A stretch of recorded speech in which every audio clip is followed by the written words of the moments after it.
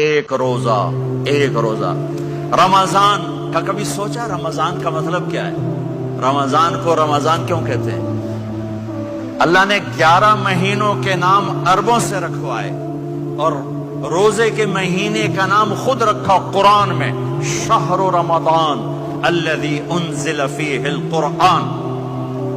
محرم، صفر، ربیع الاول، ربیع الثانی، جمادی الاولی، جمادی الثانی، رجب، شعبان، شوال، ذوالقعدہ، ذوالحج، یہ عربوں نے نام رکھا، اور رمضان پہلے سے رکھا جا چکا تھا، عربوں سے رکھوایا۔ رمضان کے لفظ اور روزے میں کیا جوڑ ہے؟ رمضان کہتے ہیں جل جانا، جل جانا، جل جانا۔ تو اس کو روزے کے ساتھ کیا مناسبت ہے کہ جب کوئی مرد عورت روزہ رکھتا ہے یا رکھتی ہے تو پچھلے 330 دن کے گناہ، آج روزہ رکھا